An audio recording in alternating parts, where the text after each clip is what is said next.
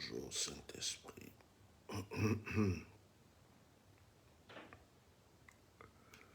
Dieu vous bénisse à tous ceux qui se connectent ce matin à ce direct.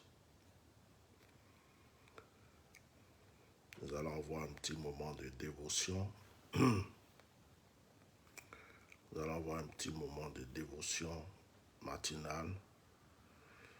Il est bien de prier l'Éternel dès le matin, surtout avant le lever du jour.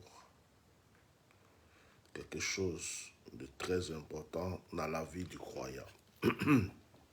J'espère que vous m'entendez, parce que je ne veux pas trop élever la voix, comme c'est le petit matin. Alors si vous m'entendez, mettez des cœurs. Si vous m'entendez, mettez des cœurs. Je suis en train de faire mon partage. D'habitude, mon partage, comme d'habitude, est commencé. Alors si vous m'entendez bien, mettez des cœurs. Voilà, que Dieu vous bénisse. Je veux partager un petit moment avec vous ce matin. Il y a du vent terrible au dehors là depuis hier. C'est pourquoi vous entendez des bruits à côté. Ne vous occupez pas de ça. Voilà. Alors, que Dieu vous bénisse. Je vais finir le partage et puis nous allons commencer.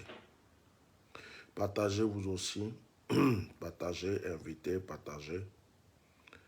Que Dieu vous bénisse. J'espère que vous avez passé une agréable nuit.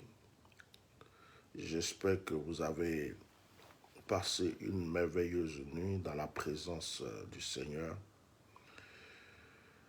Si vous êtes là, si vous m'entendez, si vous avez le souffle de vie encore ce matin, c'est que l'Éternel vous a protégé. Nous allons lui dire merci. Nous allons lui dire merci. Même si tu dors 2 fois 1 heure, 2 heures, 3 heures, que tu n'arrives pas à faire 8 heures de sommeil, l'Esprit de Dieu peut toujours te renouveler, parce que la grâce de Dieu est une grâce qui renouvelle.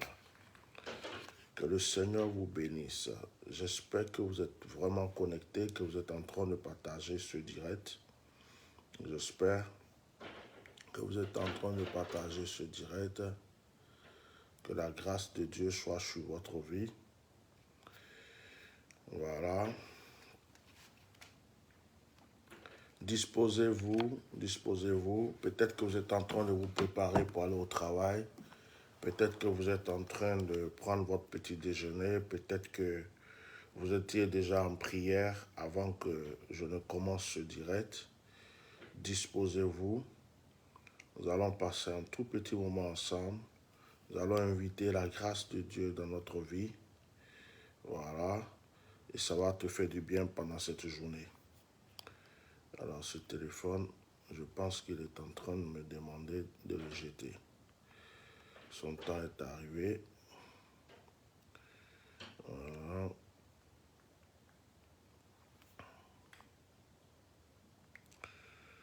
Ok. Parce que... Voilà.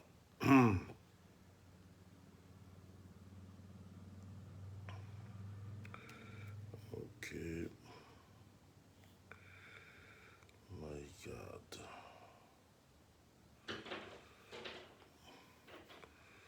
On fait les partages, hein? On fait les partages et puis on commence, s'il vous plaît. Voilà. On fait les partages et après on commence.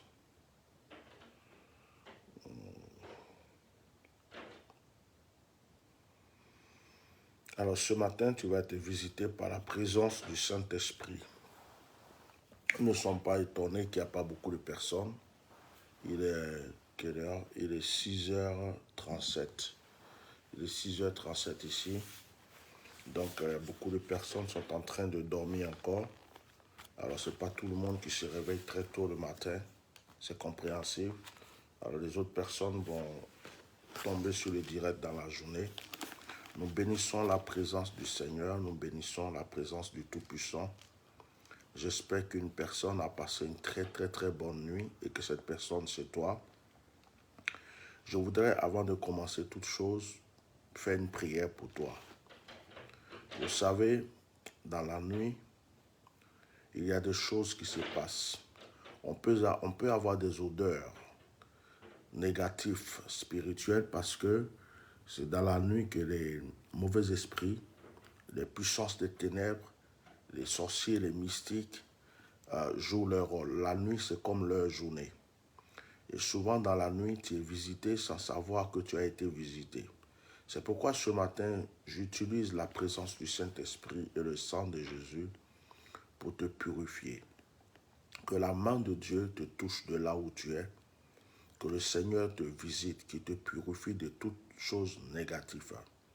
Je ne sais pas, peut-être que tu as fait un mauvais rêve, tu as fait des cauchemars ou tu as mal dormi. Que le Seigneur purifie ta mémoire, qu'il purifie ta conscience, ton subconscient, ton inconscient. Que tout ce qui s'est attaché à ta vie pendant cette nuit qui était négatif soit brisé au nom de Jésus. La journée d'hier, c'était la journée d'hier. Je ne sais pas quel combat tu as vécu hier. Je ne sais pas quelles sont les épreuves que tu as surmontées hier. Mais au nom puissant de Jésus, j'ai interdit à ces épreuves-là de te suivre pendant cette journée qui est en train de commencer. À chaque jour suffit sa peine, dit la Bible. C'est pourquoi le combat que tu as mené hier n'est pas le combat que tu vas mener aujourd'hui. Et que le combat que tu as mené hier devienne aujourd'hui la victoire que tu vis aujourd'hui. Mettez des cœurs, s'il vous plaît, partagez le direct, mettez des cœurs, signalez-moi votre présence par des cœurs. Voilà, que je sache que vous êtes avec moi dans ce direct. Il est écrit dans le psaume chapitre 6. Éternel, ne me punis pas dans ta colère et ne me châtie pas dans ta fureur. Aie pitié de moi, Éternel, car je suis sans force. Guéris-moi, Éternel, car mes os sont tremblants. Mon âme est toute troublée, et toi, Éternel, jusqu'à quand? Reviens, Éternel, délivre mon âme, sauve-moi à cause de ta miséricorde, car celui qui meurt n'a plus ton souvenir. Qui te louera dans le séjour des morts? Je me puse à force de gémir chaque nuit. Ma couche est baignée de mes larmes, mon lit est arrosé de mes pleurs. J'ai le visage usé par le chagrin. Tous ceux qui me persécutent le font vieillir. Éloignez-vous de moi, vous tous qui faites le mal, car l'Éternel entend la voix de mes larmes.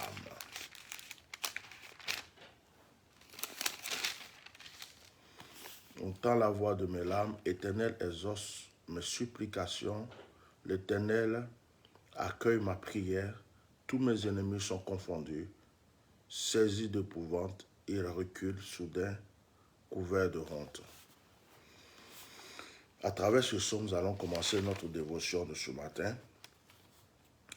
Voici que le psalmiste, qui est David, est en train de dire à l'Éternel de ne pas le punir.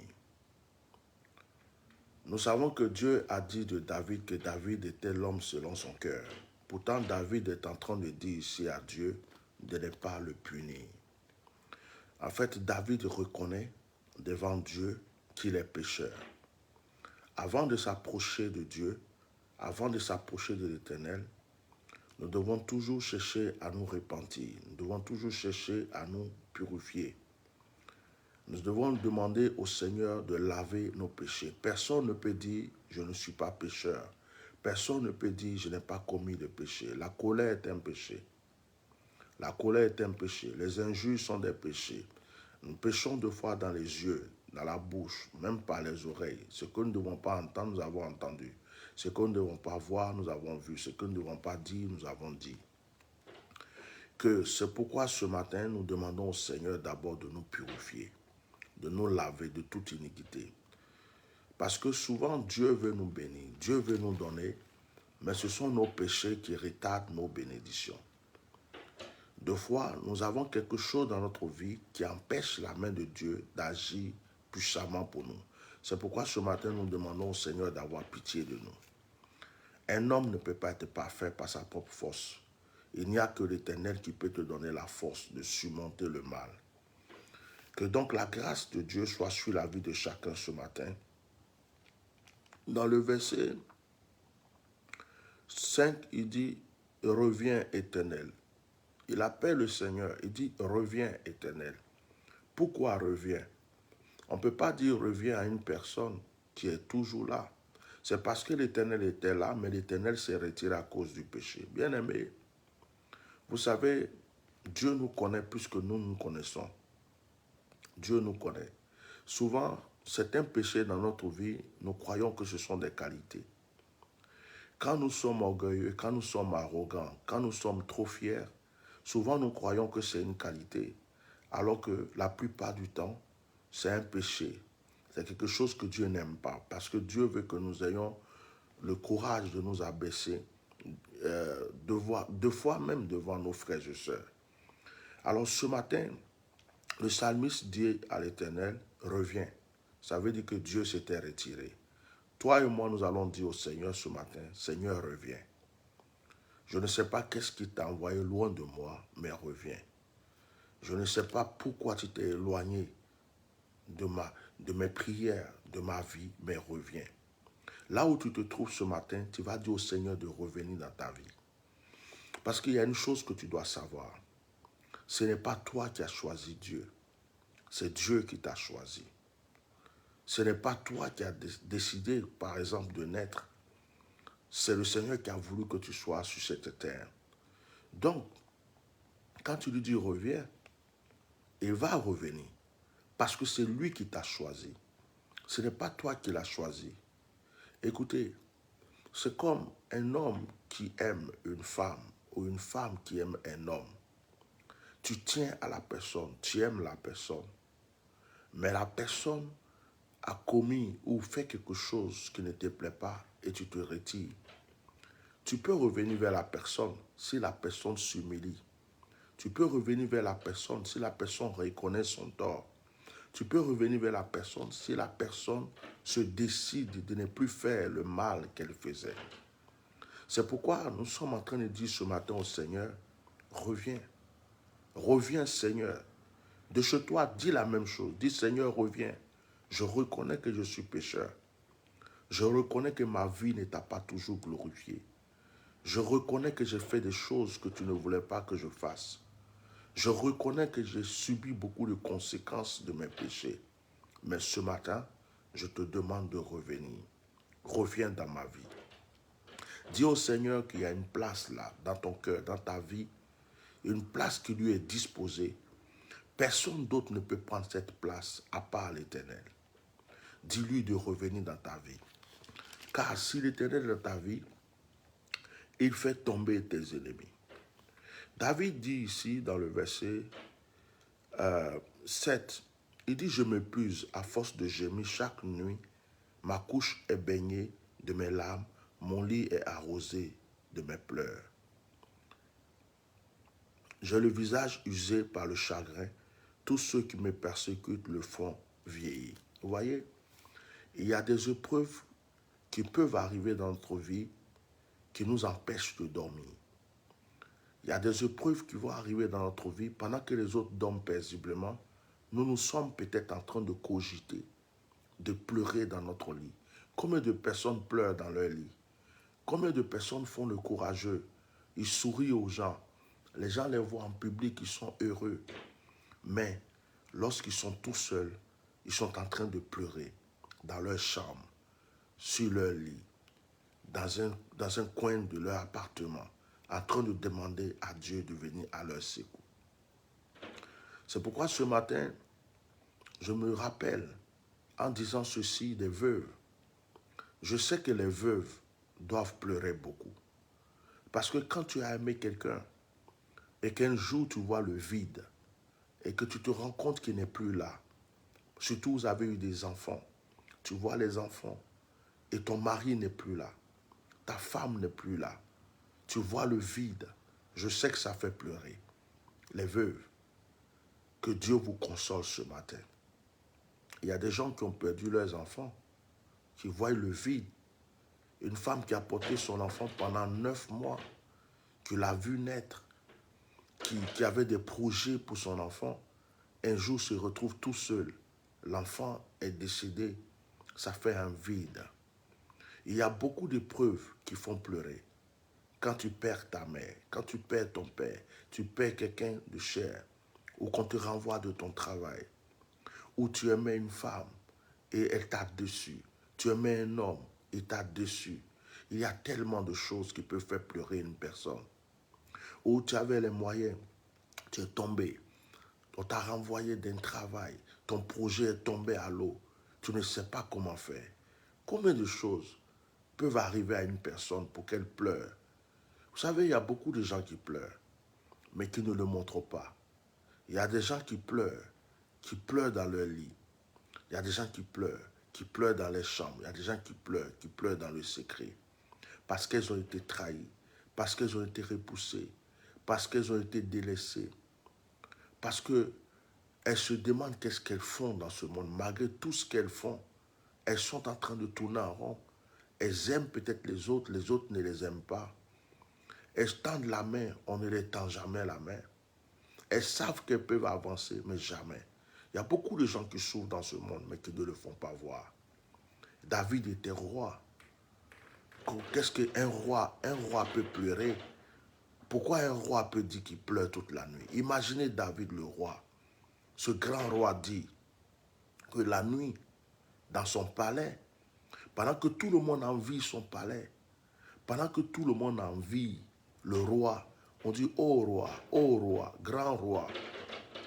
David dit que lui, David, il est dans sa chambre, sur son lit.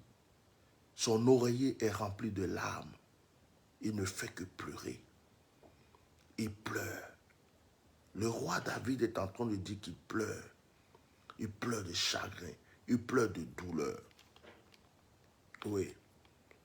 Et il dit à Dieu de venir à son secours. J'aimerais que le Seigneur réconforte une personne ce matin. Je ne sais pas quelle est ta douleur. Je ne sais pas quelle est ton épreuve. Je ne sais pas ce que tu es en train de vivre. Je suis un homme. Je ne peux pas peut-être régler ta situation. Mais je pense que de ma voix, de par mon soutien spirituel, par la prière, je pense que l'Éternel peut faire quelque chose encore pour toi. C'est pourquoi je réconforte chaque homme, chaque femme, chaque personne qui a une douleur. Peut-être que toute la nuit, tu n'as pas dormi. Peut-être que tu t'es réveillé plusieurs fois dans la nuit à cause du chagrin. Peut-être que tu te poses la question, quand est-ce que ça va s'arrêter ces épreuves?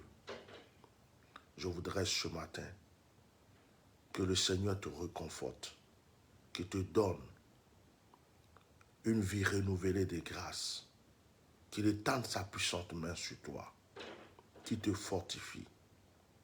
Bien-aimé, je ne sais pas quelle douleur je n'ai pas vue dans ce monde. J'ai vu la mort des êtres chers. J'ai vu le vide, j'ai vu la trahison. J'ai vu l'abandon. J'ai vu la manipulation. J'ai vu le délaissement, l'ingratitude. Je ne sais pas quelle sorte de douleur Dieu ne m'a pas fait goûter pour que je puisse aider mon prochain. Je ne sais pas quelle sorte de douleur il ne m'a pas fait goûter pour que je puisse aider ceux qui la vivront. Je sais ce que c'est qu'une douleur. Je sais ce que c'est qu'une épreuve. Je sais ce que c'est qu'un vide. Je sais ce que c'est que tomber. Je sais ce que c'est qu'être abandonné, être trahi, recommencer. Je sais tout ça, je l'ai déjà vécu. Et bien aimé, je peux m'approcher de toi et te dire, prends courage, le Seigneur est avec toi. Que le Seigneur nous fortifie ce matin, que le Seigneur nous encourage ce matin. Le verset 11 dit, le verset 10 d'abord dit, L'Éternel exauce mes supplications, l'Éternel accueille ma prière. Tous mes ennemis sont confondus, saisis d'épouvante, ils reculent, soudain, couverts de honte. Bien-aimé, quand l'Éternel va t'exaucer, quand Dieu va écouter ta prière, il a déjà écouté, mais quand l'exaucement va s'accomplir, ne t'inquiète pas. Ce n'est pas toi qui vas repousser tes ennemis. Tes ennemis se retireront eux-mêmes de toi. L'exaucement de ta prière va élever ton nom. L'exaucement de ta prière va changer ton histoire. Vous savez, souvent les gens vous aiment parce que vous êtes bien, vous avez beaucoup d'argent, vous êtes beau, vous êtes... ils peuvent profiter de vous, ils vous aiment. Et des fois, Dieu fait de sorte que vous perdiez quelque chose, que vous perdiez ce qui attire les gens. Et les gens, de fois, se retirent de vous. Vous n'avez rien perdu. Vous avez perdu que des mauvaises personnes. Mettez les cœurs, partagez le direct. Vous avez perdu que des mauvaises personnes. Vous comprenez? Et il dit ici, David, que Dieu exauce sa prière. Et parce que Dieu exauce sa prière, ses ennemis vont prendre la fuite. C'est l'exaucement de tes prières qui va faire fuir tes ennemis. C'est-à-dire, je prends un exemple. On te dit que tu es pauvre, tu es misérable, on se moque de toi. Quand tu auras l'argent, ceux qui disaient ça vont s'éloigner. D'autres même vont revenir te demander quelque chose parce que tu as été exaucé. On dit que tu vas rester et mourir dans le célibat. Mais lorsqu'ils apprendront que tu t'es marié et que tu es en train de vivre une vie merveilleuse dans ton couple, c'est comme tu as fermé leur bouche. Donc, ils vont se retirer. On dit que tu ne réussiras pas dans ta vie. Mais un jour, ils voient que tu n'es plus la même personne. Tu as réussi dans ta vie. Tes ennemis fermeront leur bouche. Donc, l'exaucement de tes prières, éloignent tes ennemis. Et j'ai compris une chose. Il ne s'agit pas de chercher à prouver quelque chose aux gens sur cette terre. Ne cherche pas à prouver quelque chose. Ne cherche pas à dire, moi aussi je peux, moi aussi je suis ceci. Souvent, il faut se taire, il faut se calmer.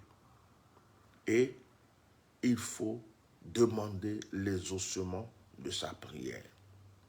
Lorsque tu es exaucé, lorsque Dieu t'a répondu, lorsque Dieu t'a écouté, tu n'as plus rien à dire.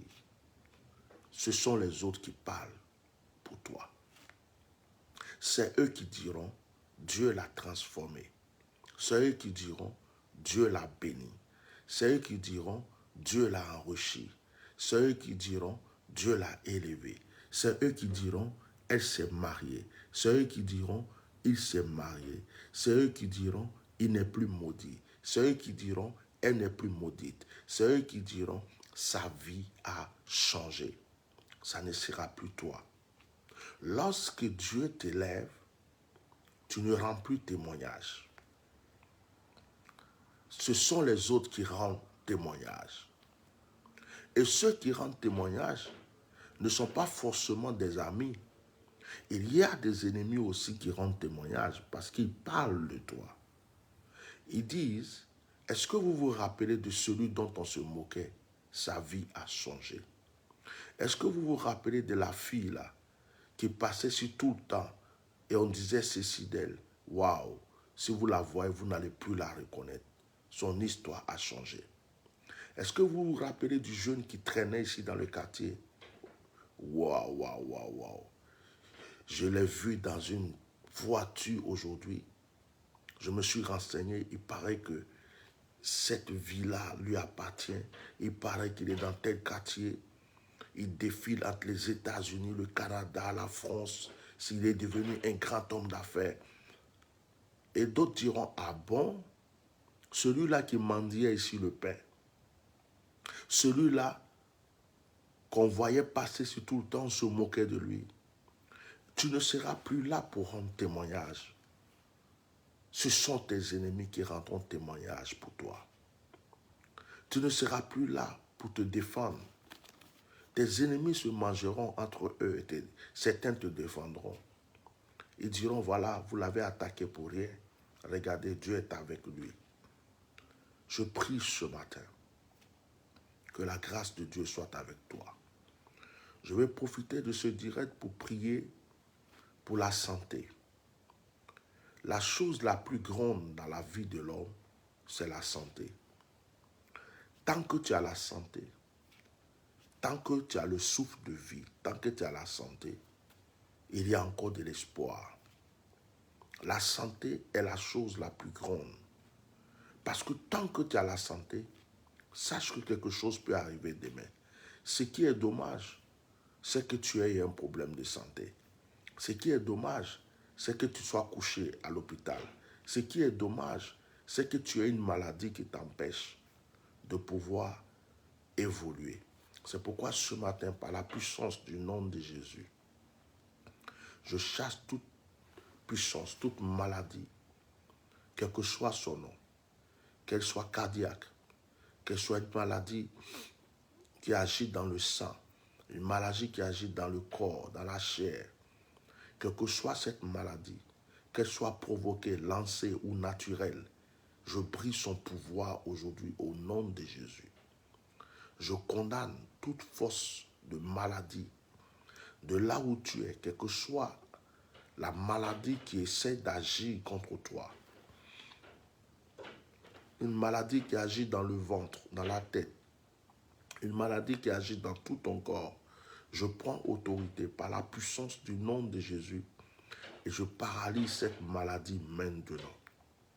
Au nom puissant de Jésus-Christ de Nazareth. Si quelqu'un m'entend, celui qui dit Amen. Je préserve ta santé. Je prie que tout ce qui était prévu comme mal, comme maladie contre ta vie, soit effondré. Au nom puissant de Jésus-Christ de Nazareth. Vous connaissez le psaume 23. C'est un psaume que nous récitons toujours par cœur. Je vais le partager avec vous. L'Éternel est mon berger. Il est écrit ici, l'Éternel est mon berger, je ne manquerai de rien. Mais je ne dirai pas, je ne manquerai de rien. L'Éternel est mon berger, rien ne me manque. Je préfère qu'on dise cela.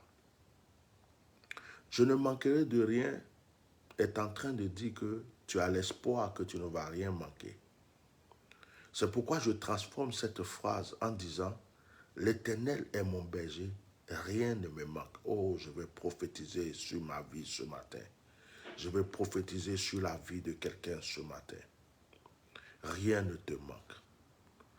Je veux prier ce matin que tout ce qui s'était éloigné de toi, tout ce qui s'était éloigné comme bénédiction revienne maintenant. Je veux repousser chaque échec. Je veux repousser le blocage. Je veux repousser toute difficulté de ta vie, de ma vie, de notre vie ce matin. Je prie que le ciel, les écluses de la bénédiction soient ouvertes. Je prie qu'une nouvelle onction, une onction de prospérité, une onction d'élévation, une onction de richesse soit dans ta vie. Je prie que le malheur se transforme en bénédiction. Je prie que le blocage se transforme en prospérité. Si tu avais 1000 dans ta main, que les 1000 se multiplient en 10 000. Si tu avais 10 000 dans la main, que les 10 000 se multiplient en 100 000. Si tu avais 100 000 dans la main, que les 100 000 se multiplient en millions. Si tu avais des millions dans la main, que ces millions se multiplient en milliards. Je prie ce matin que la grâce et la prospérité soient sur ta vie, soient sur notre vie. Il est écrit, l'Éternel est mon berger, rien ne me manque. Le mouton ne s'inquiète pas de ce qu'il va manger. Le mouton ne s'inquiète pas. Vous savez, pour ceux qui vivent dans le désert, qui sont des bergers, ils entretiennent le mouton en allant chercher du feuillage. Des fois, ils grimpent sur des montagnes pour aller chercher des arbres, de la verdure sur des montagnes. Ils risquent leur vie pour aller chercher la nourriture des moutons. Le mouton ne s'inquiète pas. Ce n'est pas le mouton qui va monter sur la montagne. Ce n'est pas le mouton qui va le couper les herbes pour venir manger. C'est le berger qui s'inquiète de ce que le mouton va manger. C'est le berger qui se dit, oh, le mouton doit manger. Si le mouton n'est pas en bonne santé, c'est pas bon. Et le berger se lève, qu'il pleuve, qu'il neige, qu'il y ait du vent comme là au dehors actuellement. Le berger sort, il va chercher de la verdure pour le mouton. Et le psaume 23 dit, l'Éternel est mon berger, rien ne me manque. Effectivement, si Dieu est ton berger, rien ne doit te manquer. Rien ne te manque.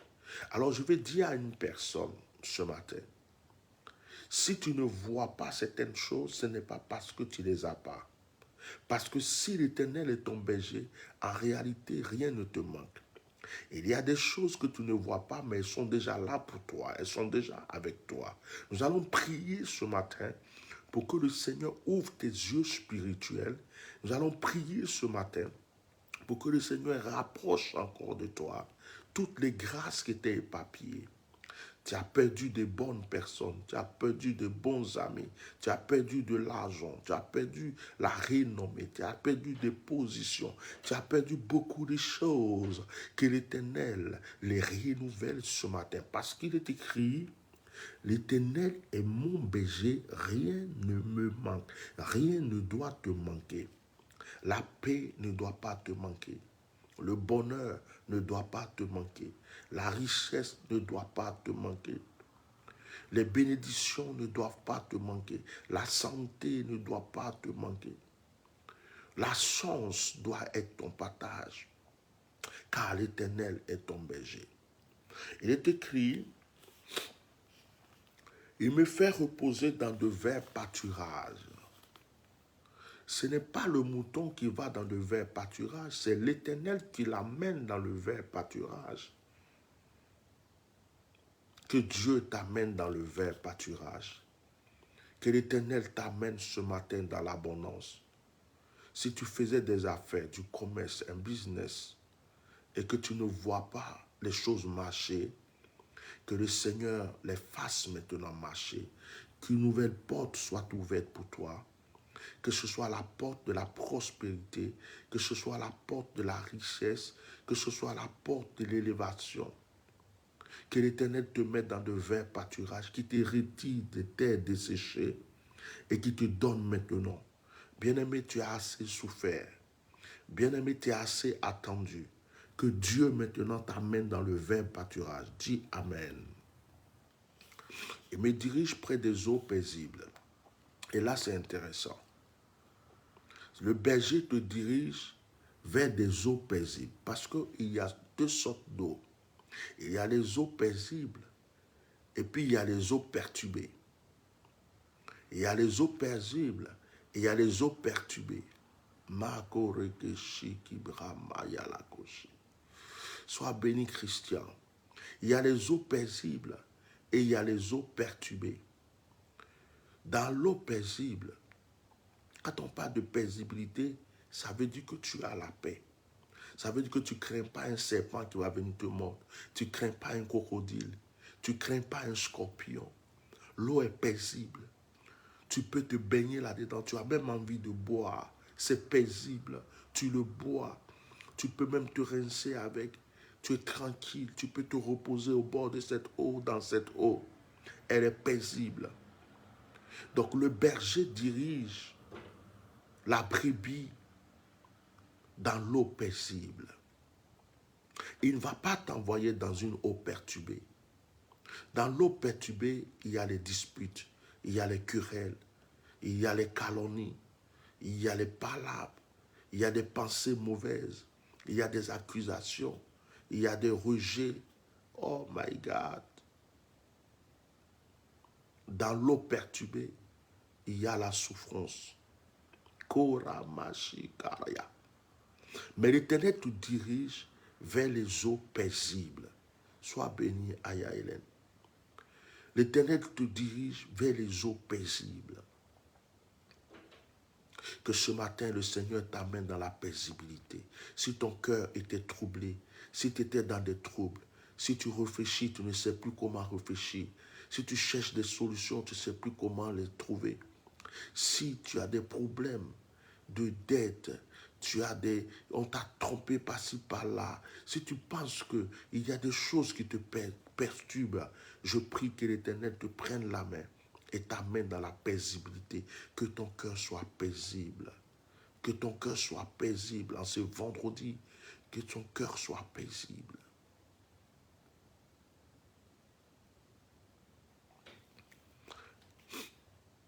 Et restaure mon âme et me conduit dans les sentiers de la justice. Restaurer, c'est réparer. Restaurer, c'est réparer. Il dit, il restaure mon âme. Ton âme peut-être a vécu des épreuves. Ton âme a certainement vécu certaines difficultés, certaines angoisses.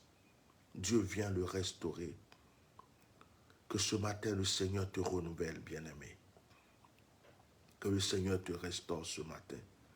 Qu'il te rajeunisse par son onction. Qu'il te rajeunisse, qu'il rajeunisse ton âme. Qu'il rajeunisse ton esprit. Qu'il rajeunisse tes finances. Qu'il rajeunisse ta vie. Qu'il te restaure. Que le Seigneur te restaure ce matin. Que le Seigneur te restaure. Qu'il restaure ta vie ce matin. Qu'il te donne une nouvelle part d'onction. Une nouvelle part de grâce. Qu'il te restaure ce matin. Dans le nom de Yeshua Mashiach. Quand je marche dans la vallée de l'ombre de la mort, je ne crains aucun mal, car tu es avec moi. Tu es obligé de marcher dans la vallée de l'ombre de la mort, mon frère, sur cette terre, ma soeur. Ouais, ce monde est dangereux. Voici d'où vient la valeur de ce verset. Tu ne peux pas vivre dans ce monde sans marcher dans la vallée de l'ombre de la mort. Tu ne cherches pas les problèmes. Les problèmes vont venir vers toi. Tu ne cherches pas les difficultés vont venir vers toi. Tu ne cherches pas la guerre va se présenter en toi. Tu es toujours obligé de marcher dans la vallée de l'ombre de la mort parce que tu es étranger sur cette terre, parce que tu as accepté la lumière. La vallée de l'ombre de la mort. Ce monde est lui-même la vallée de l'ombre de la mort. C'est un monde de difficultés. Tu te lèves tous les jours, on t'annonce une nouvelle. Chaque fois que tu te lèves, il y a le corona. Après le corona, il y a la guerre. Après, il y a la guerre. Les prix ont monté. Après les prix ont monté, il y a ceci. Après, il y a ceci, il y a cela. La vallée de l'ombre de la mort est avec toi, autour de toi, partout. Mais il y a une chose que tu dois savoir. David dit, quand tu marches dans la vallée de l'ombre de la mort, tu ne crains aucun mal. Pourquoi? Parce que l'Éternel est avec toi. Comprends? Quand je marche au milieu des sorciers, je n'ai pas peur. L'Éternel est avec moi. Quand je marche là où se trouve le marabout le plus dangereux, je n'ai pas peur. L'Éternel est avec moi. Quand je marche là où ils ont prévu de m'empoisonner, je n'ai pas peur. L'Éternel est avec moi. La vallée de l'ombre de la mort, c'est la jalousie des autres, c'est la méchanceté des autres, c'est la haine des autres. La vallée de l'ombre de la mort, c'est ceux qui veulent te détruire, qui veulent t'empoisonner, qui veulent que tu tombes, qui veulent que tu chutes, qui te calomnient. Tu marches dans la vallée de l'ombre de la mort, mais tu n'as aucun mal à craindre parce que l'Éternel est avec toi. Parce que Dieu, il ne va pas t'empêcher de marcher dans la vallée de l'ombre de la mort. Tu dois et tu peux marcher dans la vallée de l'ombre de la mort. Mais il y a une chose, c'est qu'il est avec toi et que tu n'as rien à craindre. Quelle que soit l'épreuve que tu vis, Je t'annonce ce matin que tu n'as rien à craindre. L'Éternel est avec toi. Quel que soit ce que tu vis, l'Éternel est avec toi. Il va régler ce problème. Dis-moi un amen très fort. Je ne crains aucun mal car tu es avec moi. Ta houlette et ton bâton me rassurent. Ok. La houlette et le bâton sont des instruments du berger. Des fois, le berger peut châtier la brebis avec, mais en réalité, la houlette et le bâton sont là pour la sécurité des brebis. Alors, David dit, en tant que brebis, quand il regarde la houlette et le bâton du berger, il est en sécurité. Il sait que s'il y a un serpent qui vient, le berger va l'écraser avec son bâton. Il sait que s'il y a un danger, le berger va agir. David disait lui-même qu'il était berger. Il a combattu le lion et l'ours.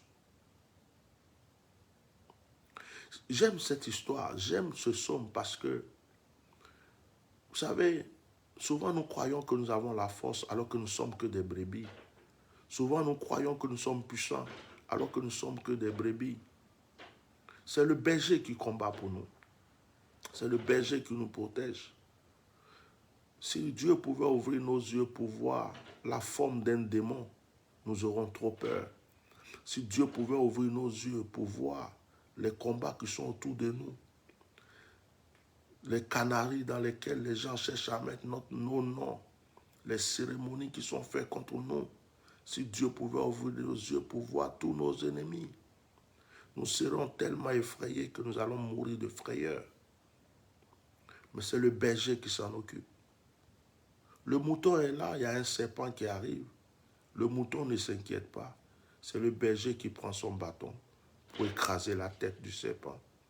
C'est le berger qui va chasser le lion. C'est le berger qui va chasser l'ours. C'est le berger qui va orienter le mouton vers le chemin de la gloire. En fait, le travail ne se trouve pas avec la brebis. Le boulot se trouve avec le berger.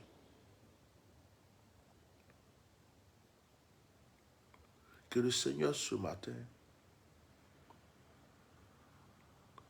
te protège encore. Tu as besoin de protection. J'ai besoin de protection. Nous avons besoin de protection. Tu peux être là et puis il y a des gens, tu crois qu'ils t'aiment, alors qu'ils sont en train de préparer comment t'empoisonner. Tu crois que ce sont tes amis, ce sont tes frères. À cette fin d'année, il y a des gens qui vont mourir bêtement parce qu'on va les mettre du poison dans la nourriture, parce qu'on va faire semblant de les aimer, on va les mettre du poison dans la boisson. Mais si Dieu ne te protège pas, si le berger ne te protège pas, frère, quelle sera ta vie? Parce que tu ne sais même pas d'où vient le danger. Le danger peut être avec ton meilleur ami, ta meilleure amie, ta soeur, ton frère, ta tante, ta cousine, la personne avec qui tu dors dans la maison. Ça peut être ta femme. Une femme peut décider de tuer son mari parce qu'elle a vu un autre. Un homme peut décider d'achever sa femme parce qu'il veut voir une autre, il n'a pas envie de divorcer. Il y a tellement de choses sadiques dans ce monde. Mais lorsque tu as le berger qui a son bâton et sa houlette, qui lutte pour toi, qui combat pour toi, tu peux être rassuré. Que la protection divine soit sur votre vie aujourd'hui au nom de Jésus-Christ. Tu dresses devant moi une table en face de mes adversaires. Une table en face de mes adversaires, c'est tellement merveilleux. Une table en face de mes adversaires. On ne dit pas que tu dresses une table dans le dos de mes adversaires. Non, tes adversaires doivent te voir. Ceux qui combattent ton élévation doivent te voir être élevé. Alors, quand on dresse la table, c'est pour faire quoi? C'est pour manger. Quand on dresse la table, c'est pour festoyer. Alors, David dit, tu dresses une table. Sur la table, il y a des mets. Sur la table, il y a à manger, il y a à boire, il y a tout. Mais cette table-là, elle est en face de mes adversaires. Mes adversaires ont deux choix. Le choix de contempler de loin et de témoigner, ou le choix de s'approcher, s'allier à moi pour pouvoir manger un peu de ma table. Oh my God. La table m'appartient. La table a été dressée pour moi. Elle a été dressée pour toi. Mais elle a été dressée en face de l'adversaire. Ce n'est pas la table de l'adversaire. C'est la table qui a été dressée en face de l'adversaire pour toi. L'adversaire a deux choix. Il regarde de loin et il parle seulement, ou bien il s'approche de toi, il s'attache à toi et il mange de quelque chose sur cette table. Parce que toi, tu n'as pas de rancune. Toi, tu n'es pas méchant. C'est l'adversaire qui sera son propre totem à lui-même. Celui qui se fera du mal ou celui qui se fera du bien. J'annonce à une personne aujourd'hui, le Seigneur t'élèvera devant tes adversaires. Tous ceux qui ont dit que tu étais maudit te verront béni. Tous ceux qui ont dit que tu étais mort ou morte te verront ressusciter. Tous ceux qui ont cru que tu allais vivre dans l'échec, dans le blocage toute ta vie, comprendront que Dieu avait un plan pour toi. Aujourd'hui, j'ouvre les portes. Si des gens pouvaient te bénir qui t'avaient oublié, que Dieu maintenant les rappelle qu'ils doivent te bénir. Si tu avais une affaire en cours, je prie que cette affaire maintenant, oh ce malfait, je prie que ce soit des centaines de mille d'euros que tu reçoives dans les jours à venir. Que Dieu t'ouvre les portes de la grâce. Il dresse une table devant mes adversaires. Ouais. Tu ne vas pas te cacher de tes adversaires. Ils vont te voir être élevé. Je vais me souvenir à cet instant de tous mes frères qui sont dans les pays, qui sont étrangers dans certains pays, les Africains, les Ivoiriens, les Camerounais, tous ces Africains qui sont en Algérie, au Maroc, en Tunisie, dans tous ces pays qui sont en train de se chercher, qui sont à l'aventure.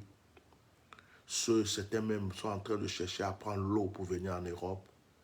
Dans ce direct ce matin, je vais me souvenir de vous, que Dieu soit avec vous, que la grâce de Dieu soit sur votre vie, que les épreuves que vous vivez se transforment en bonheur, en grâce et en élévation.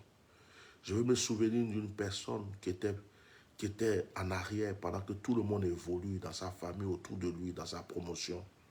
Que Dieu te relève, qu'il te stabilise au nom puissant de Jésus. Tu ondules ma tête, ma coupe déborde. Ça, c'est merveilleux. Vous voyez, on peut te oindre, on peut verser l'huile, un peu d'huile. Mais lorsqu'on te dit que la coupe déborde, parce que quand la coupe déborde, ça coule. Et quand ça coule, certaines personnes peuvent aussi en profiter.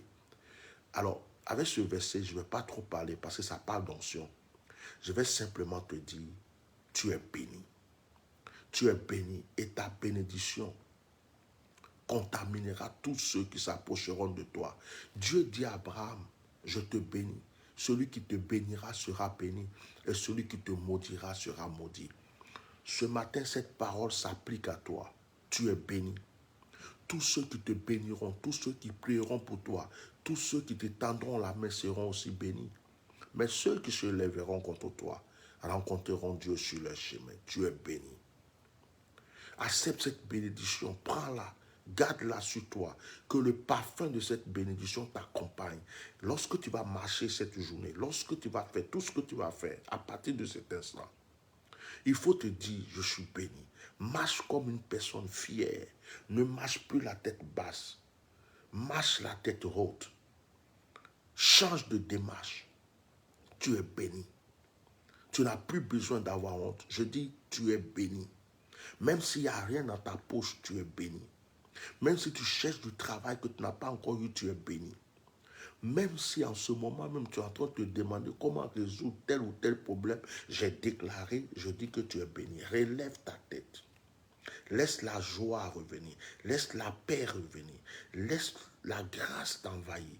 Ne laisse jamais une preuve changer ton visage. Ne laisse jamais une preuve te faire vieillir. Tu es jeune, à cause des épreuves, on te regarde, on dirait que tu es devenu vieux ou vieille. Ne laisse pas une preuve te donner la maladie. Tu es béni. Tu es béni. Je déclare que tu es béni.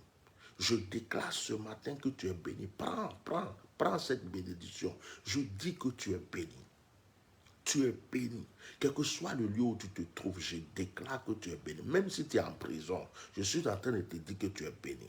Tu es en exil, je te dis que tu es béni. Tu es réfugié, je dis que tu es béni. Même si tu étais dans le désert, je suis en train de t'annoncer ce matin que tu es béni. Et le oint Dieu ta tête, ta coupe déborde. Dieu te touche et la bénédiction se multiplie. My God. Oui, le bonheur et la grâce m'accompagneront tous les jours de ma vie. J'habiterai dans la maison de l'Éternel jusqu'à la fin de mes jours. C'est une confirmation. Le bonheur et la grâce sont donc obligés de t'accompagner tous les jours de ta vie.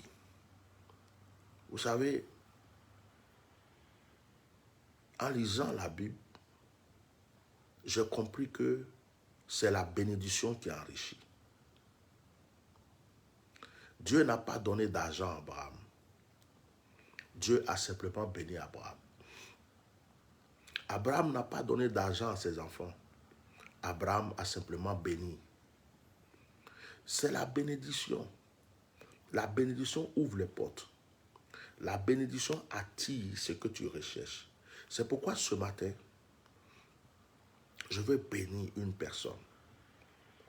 En te bénissant, je demande à l'Éternel de me bénir aussi en retour. Je te bénis de toutes sortes de bénédictions. Des bénédictions célestes, des bénédictions terrestres, toutes sortes de bénédictions. S'il y a une bénédiction à l'est, elle vient à toi. Une bénédiction au sud, elle vient à toi. Une bénédiction à l'ouest, elle vient à toi. Une bénédiction au nord, elle vient à toi. Que partout, la bénédiction de l'Éternel soit avec toi. Dans n'importe quelle situation difficile que tu seras, que la bénédiction vienne t'aider à t'en sortir. Que cette bénédiction fasse que tu rencontres de bonnes personnes. Quand tu prends l'avion, quand tu prends le train, quand tu prends le métro, quand tu marches, partout où tu es, que la bénédiction qui est sur toi attire des bonnes personnes, que des bonnes personnes. Que cette bénédiction te sorte de toutes sortes de preuves et te mette dans une nouvelle grâce. Je vais profiter de ce direct pour prophétiser sur cette année qui arrive, 2023. Si Satan, la mort, les démons, les sorciers, les mystiques, les marabouts voulaient t'empêcher de rentrer en 2023, je prie que cela soit impossible. Que la main de Dieu soit sur toi. Et que 2023 soit ton année d'explosion de grâce, d'explosion de bénédiction et d'explosion de prospérité. Bien-aimés, ce matin, que l'Esprit de Dieu vous environne et que le Seigneur soit avec vous dans tout ce que vous allez faire. Vous qui allez au travail, que Dieu vous accompagne. Vous qui êtes en vacances, que Dieu soit avec vous. Quel que soit ce que vous faites, que Dieu soit avec vous. Qu'il vous renouvelle, que vos projets s'accomplissent. Soyez invisibles pour le monde des ténèbres et soyez visibles pour les anges et la grâce. Que toute âme forgée contre vous soit nulle et sans effet. Qu'on vous annonce que de bonnes nouvelles, que les mauvaises nouvelles soient confondues, paralysées au nom de Jésus. Alors, n'oubliez pas l'opération Allons au voyant. Nous sommes en novembre, nous allons démarrer bientôt. Certaines personnes se sont déjà inscrites. Alors, pour ceux qui veulent s'inscrire, contactez le secrétariat. Si quelqu'un peut écrire le numéro de la secrétaire, contactez le secrétariat. Voilà, inscrivez-vous. L'opération Allons au voyant est un moment où vous venez pour avoir une orientation, des directives, une orientation. C'est un moment privé entre vous et l'homme de Dieu. Et à travers ce moment-là, le Seigneur me permet de vous dire tout ce que je reçois concernant votre vie. Et en plus, on peut vous donner une orientation et puis une action prophétique digne de votre vie. Ce serait bien de faire ça avant de rentrer dans la nouvelle année. Donc que Dieu vous bénisse. Je ne vais pas prendre trop de votre temps. C'est le matin. Merci d'avoir prié avec moi avant que le soleil ne se lève. J'aime ces moments. Je le faisais, un moment, je le faisais beaucoup. Mais à cause de ce que je ne suis pas trop stable, je suis toujours en train de partir, de venir. Alors, que Dieu nous aide à ce qu'on puisse reprendre ces dévotions matinales. C'est très bien de prier le matin ensemble. Ça fait vraiment du bien. Que la grâce de Dieu soit sur votre vie. Merci d'avoir été là. Continuez à partager le direct à vos frères et sœurs. Passez une bonne journée. C'était votre serviteur, le bishop Melchisedec. Shalom.